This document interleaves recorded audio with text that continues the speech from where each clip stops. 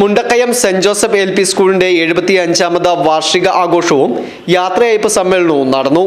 സമ്മേളനത്തിന് മുന്നോടിയായി local manager reverend sister Yvette CSST പതാക ഉയർത്തി.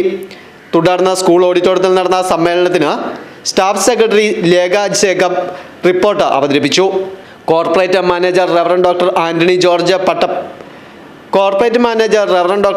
ജോർജ് പാട്ടപ്പറമ്പിൽ അധ്യക്ഷത വഹിച്ച സമ്മേളനം MP ആന്റോ ആന്റണി ഉദ്ഘാടനം ചെയ്തു. ഈ വിദ്യാലയത്തിൽ കടന്നു വന്നതൊക്കെ സാധാരണക്കാരുടെ കുടുംബങ്ങളിൽ നിന്നും തൊഴിലാളികളുടെ കുടുംബങ്ങളിൽ നിന്നൊക്കെയുള്ള കുട്ടികളാണ്.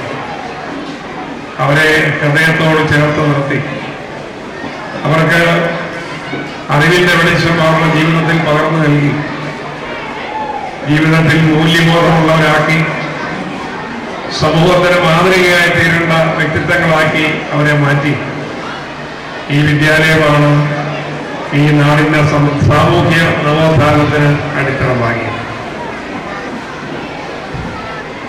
ഇന്ന് ഈ വിദ്യാലയത്തെ ഈ നാട് എത്രമാത്രം സ്നേഹിക്കുന്നു എന്നുള്ളതിന്റെ ഏറ്റവും വലിയ ഉദാഹരണമാണ് ഇവിടെ ഏറ്റവും കൂടുതൽ കുട്ടികൾ പഠിക്കുന്ന LP സ്കൂൾ ഇതാണ്.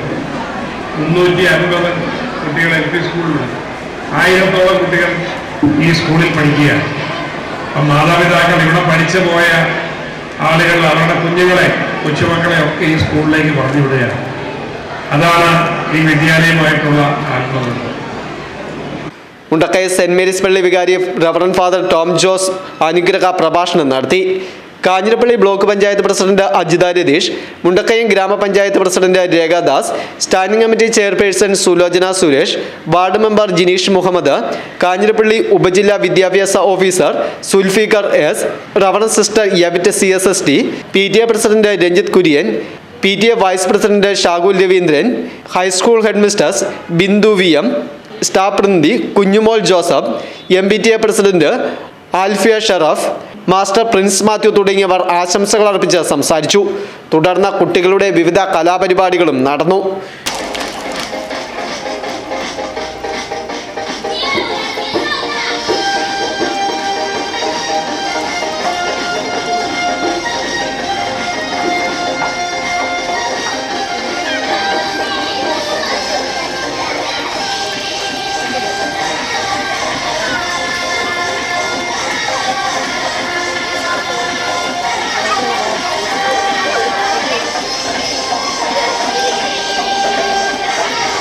News bureau, Mundakayam.